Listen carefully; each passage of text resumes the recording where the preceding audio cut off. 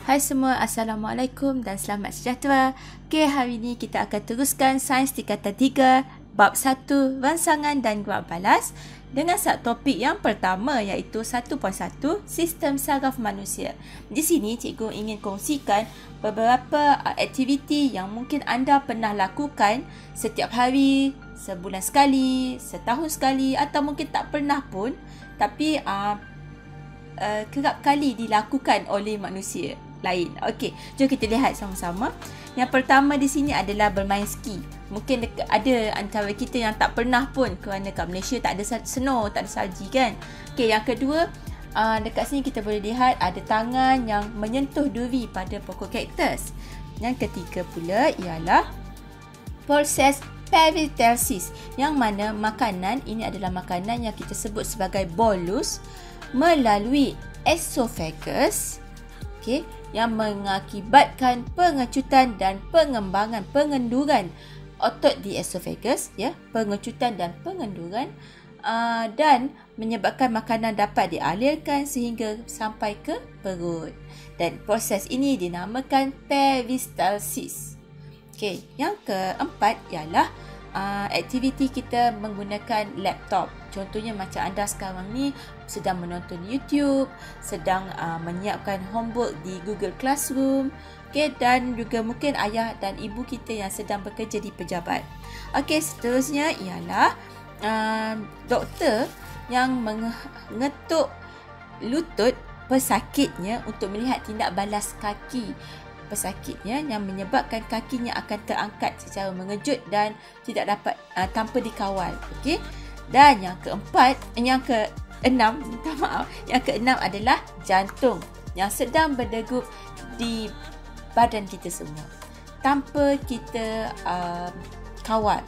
Okey. Dan kadang-kadang kita pun tak sedar pun denyupan jantung ini yang sedang berlaku.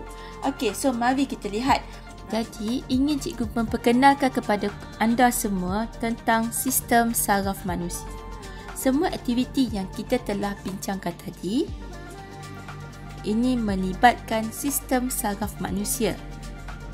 Betapa sistem saraf manusia ini penting untuk kita menjalani semua aktiviti-aktiviti kita, sama ada kita sedar atau tidak sedar, kita kawal atau tidak kawal. Sistem saraf manusia ini berbeza dengan sistem pengangkutan.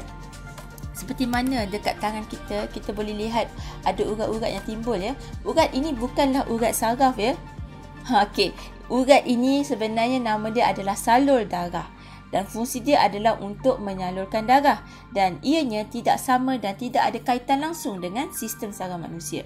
Yang mana saraf sangat halus, jauh lebih halus daripada salur darah ini. Okey, jadi mari kita lihat apakah sebenarnya saraf ini. Okey, dan cikgu nak share dengan anda semua satu gambar, okey, yang kita boleh lihat sekarang ini. Jelas di sini ya tentang satu organ yang paling penting dalam badan kita. Yang paling penting iaitu otak. Selain daripada jantung, otak inilah yang paling penting kerana otak yang mengawal kita dalam membuat apa sahaja tindak balas dan tindakan kita.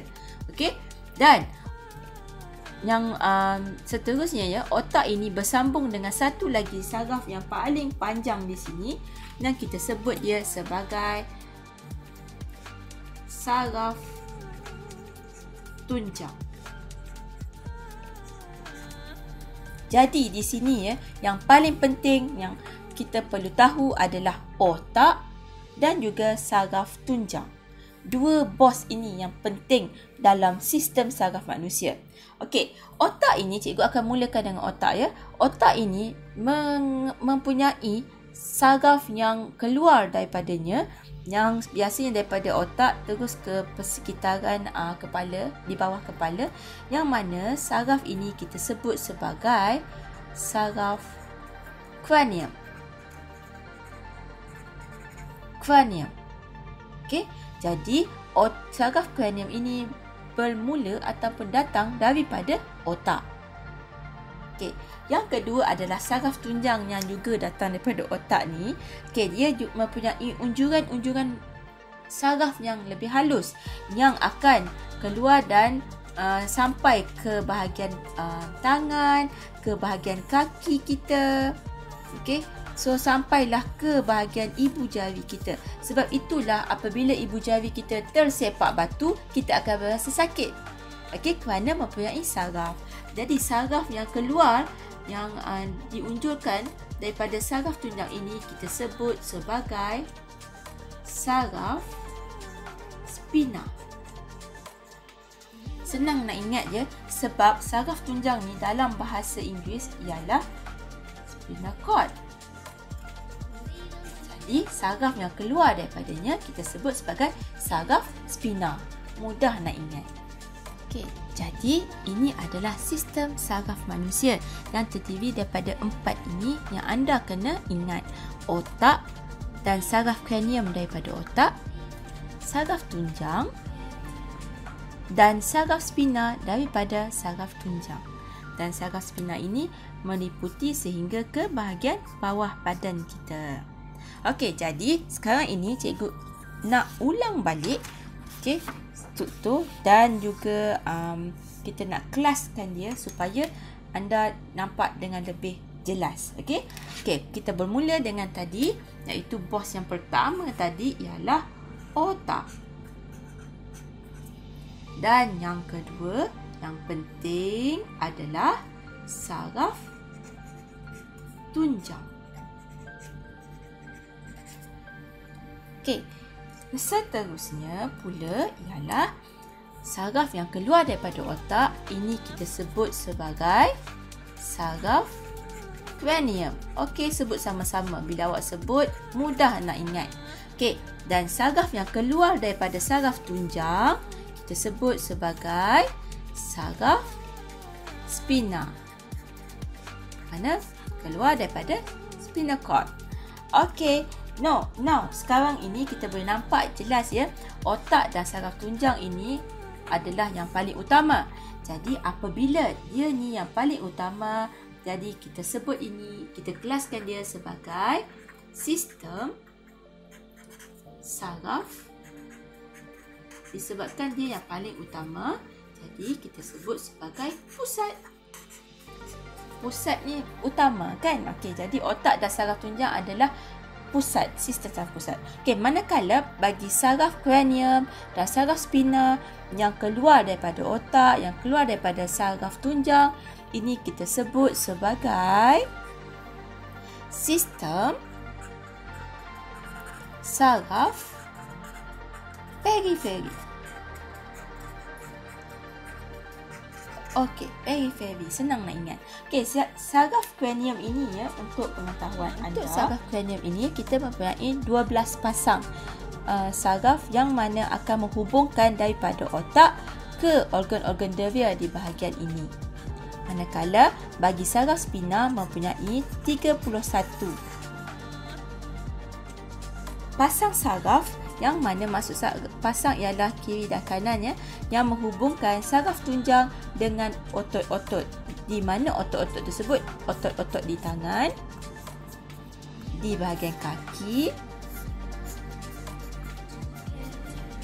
pinggul, paha, betis, lengan, perut dan sebagainya. Okey. Jadi inilah dia dua sistem yang utama, iaitu pusat otak dan saraf tunjang, periferi saraf kranium dan spina. Ini terdiri daripada saraf yang kecil-kecil. Okey, kita akan teruskan pula dengan mengulang kaji semula ini. Sebab dah pandai tadi, jadi senang-senang je lah nak isi kan. Okey, so kita tengok sistem saraf manusia terdiri daripada dua, iaitu yang pertama adalah sistem saraf pusat. Okey, kita ulang sekali lagi. Ini mesti boleh ingat ni sebab dah banyak kali ulang. Okey. Okey, yang kedua adalah sistem saraf periferi. Okey. Dan untuk pusat, ingat macam cikgu cakap tadi, kalau pusat mesti melibatkan bos, iaitu orang yang paling utama, benda yang paling utama kan, pusat. Jadi di sini ialah otak kita. Dan saraf tunjang. Saraf tunjang ni memang kena jaga. Okey, lagi satu ya cikgu lupa nak bagi tahu. Kedua-dua ni disebabkan kita tahu dia adalah sistem saraf pusat yang paling penting. Jadi macam otak ni, dia dilindungi Tuhan dengan tempurung kepala. Betul tak? Jadi kerana tempurung kepala kita ni yang keras, yang kuat, yang Allah kurniakan, yang Tuhan kurniakan untuk kita, jadi otak kita dilindungi.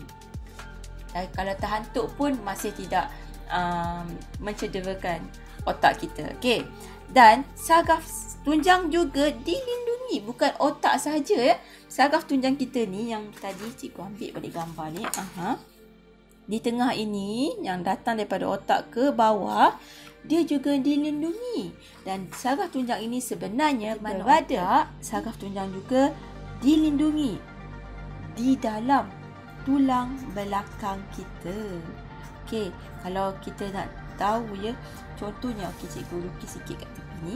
Okey, contoh di sini adalah tulang belakang contoh ya. Jadi kat sini ada lubang dan kat sinilah saraf tunjang kita dilindungi di dalamnya. Okey?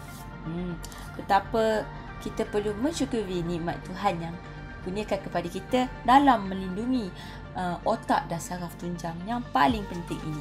Okey, seterusnya adalah sistem saraf periferi, iaitu saraf yang kecil yang keluar daripada otak, iaitu kita sebut sebagai saraf. Sebabkan kecil jadi cikgu tulis kecil. Cranium.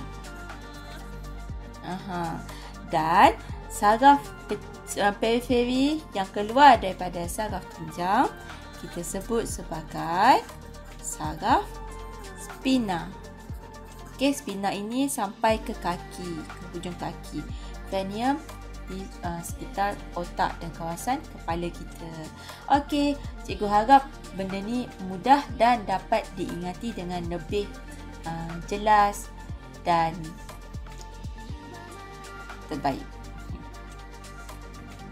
Dan inilah dia keseluruhan sistem saraf manusia di dalam badan kita.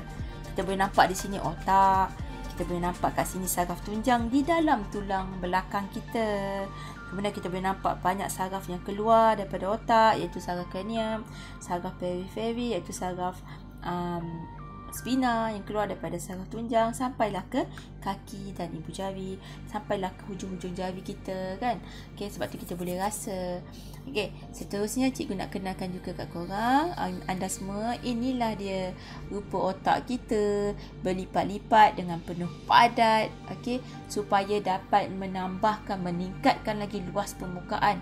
Jadi kalau kita buka lipatan-lipatan itu, kita akan dapat sebenarnya saiz otak itu sebenarnya adalah besar. Okey. Dan ini adalah struktur yang lebih jelas dalam kepala kita, yang mana hari ini cikgu nak kenalkan juga sedikit struktur otak yang dibahagi kepada beberapa bahagian utama. Okey, yang di bahagian besar ni, yang berlipat-lipat ni, ini nama dia adalah cerebellum. Okey. Nah, inilah yang power yang mana mengawal kita punya daya ingatan, memori, pendengaran kita, penglihatan kita, percakapan kita. Okey, inilah dia cerebellum. Okey, yang kedua di sini, di bahagian ini, okey, cikgu gunakan pen ini. Okey, ini kita namakan dia sebagai cerebellum. Okey, cerebellum ini dia special, dia khas untuk keseimbangan badan sahaja. Jadi daripada segi tindak balas dia tidak terlibat. Okey, hanya terlibat dengan daripada segi keseimbangan badan, macam kalau kita nak jalan atas tali, kalau kita nak bawa motosikal, basikal, kita memerlukan keseimbangan badan. Okey, seterusnya di sini, di kawasan ini ya, cikgu tarik, ini yang penting juga, kita sebut sebagai medulla oblongata. Okey, sebut ya sama-sama, medulla oblongata. Okay, mungkin ini first time, pertama kali anda dengar, jadi kena sebut baru senang nak ingat. Medulla oblongata. Okey, dan seterusnya sampai dah ke bawah ini ialah saraf tunjang. ini 4 bahagian yang penting bagi otak lah ya. Okey, cerebellum, medulla oblongata dan seterusnya adalah saraf tunjang. Okey, baik, sebelum kita meneruskan lagi